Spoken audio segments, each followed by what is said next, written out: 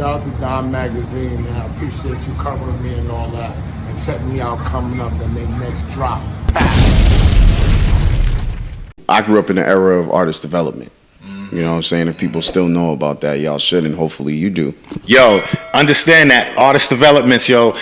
We said this last time, but we're gonna say it again.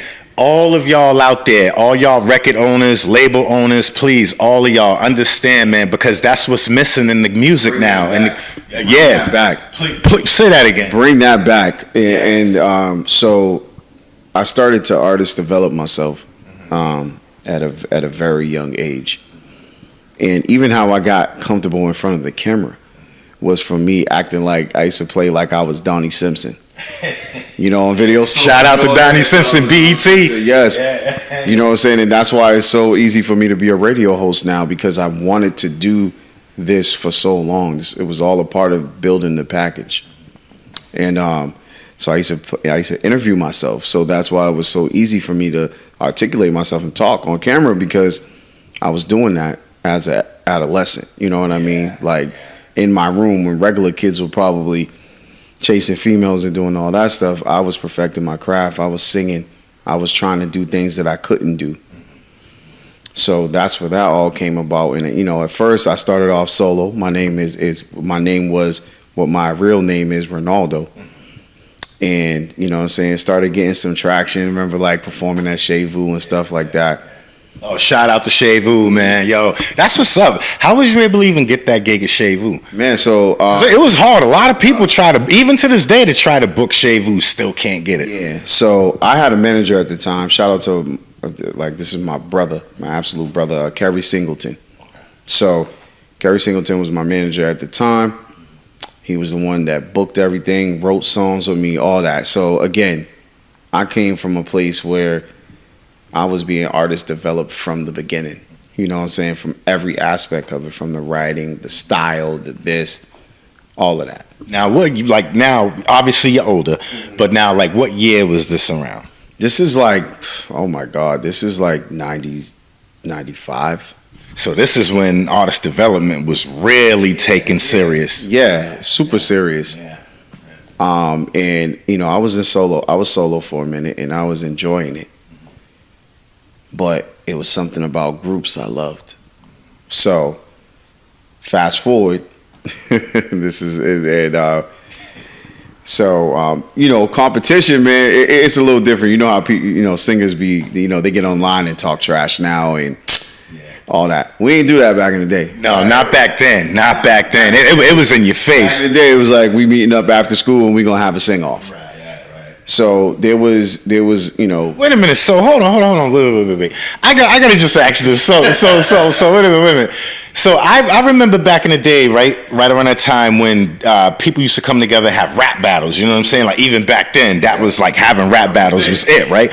But now you're talking about motherfuckers was coming together and having singing battles, sing-offs. Yeah, wow. We definitely would. I mean, because that way, all the trash is out the window, because everybody gonna know what time it is. That's what I always say, even to people now, because there's gonna be people who think they're the best, or their people's gonna gas them up to make them feel like they're the best. But what I always say is turn the camera on, and let's get in front of people, and then they'll decide. The camera ain't gonna lie. You know what I'm saying? So, and I think a lot of people need that sometime. You know what I'm saying? Because your support system is supposed to tell you that you're good. They're supposed to tell you that you're doper than everyone else. But as I would say, people be focused on the wrong thing. Instead of trying to be better than people, you should be trying to see how y'all can uplift each other. B, perfect your craft. You know what I'm saying? So, but you know, a lot of people ain't on that, and we could talk about that all day. See, I like how you said that, because you do got people who are talented, right? But they don't have that. What's the word I'm looking for? they don't have that charisma nor that intellect. They don't have that intellect nor that interest to want to help each other come up. You know what I mean? They want to keep it a competitive thing, which is fine. But at the end of the day, it's like, all right, the competition's over. Now, how can we come together and work together and build? Now, it's always about, having a little friendly competition is nothing, right? That's all the part of, you know what I'm saying? You're sparring, you know what I'm saying? But here it is when you're trying to, like me, for instance, man, I give opportunity to every artist that I know. You know what I'm saying? And why? Because, Ray, I'm going to get my shit off regardless, man. And with or without you. You know what I'm saying? Like, I'm going to get it. So I'm not afraid to bring in another male solo artist. You know what I'm saying? I'm not afraid to have 3 or 4 of them singing at my shows. Because guess what? At the end of the day, they're going to do them and I'm going to do me. They ain't you and you ain't them. And we building for the culture. You know what I'm saying? Like, that's because it's bigger than me. You know what I'm saying? It's bigger than them. You know what I'm saying? This is for the culture, and I feel that's why R&B isn't as prominent as it used to be, because we haven't made it an everyday lifestyle. Do you feel like R&B has kind of lost its essence, due to hip hop or due to even just society, to where there's this culture where now everybody wants to be hard. People are too afraid to express themselves. Absolutely. People wanted, back in when we was growing up, you know what I'm saying, we talking about the 90s, you know what I'm saying, 90s, people, the best era ever in music. Yes, I will say that. People wanted to sing about love, and regardless of where you came from, you know what I'm saying, like, because I come from a rough place. Me too. All of us do. We from the hood. Point blank period. It's not just the rappers. You know what I'm saying? That's what makes me laugh sometimes, because people's like, you know what I'm saying? It's just like, you're not just gonna feel this way from a rapper.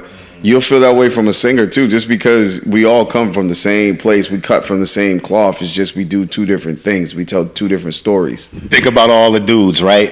That walk around mad hard. They look mad tough. Right. You thinking these motherfuckers gonna bust a rap and they start singing. And you know what? A lot of people used to look at me and my group like that, because if first of all, when you see me, you like, this motherfucker about to go tackle somebody or something. Hey, listen, now let's keep it 100. Let's keep it 100, right? Like, if I didn't know you, right, and I'm sure a lot of people that didn't know you and don't know you, right, if they saw you just pull up on the scene real quick, right, you go, let's say you went to, I don't know, overseas somewhere, right? You not booked for a show, you just going on vacation, right? And you just get out the car and you walk, and people gonna think, yo, is this motherfucker a bodybuilder or some shit? You get what I'm saying? I'm the one escorting the artist. They like get a security.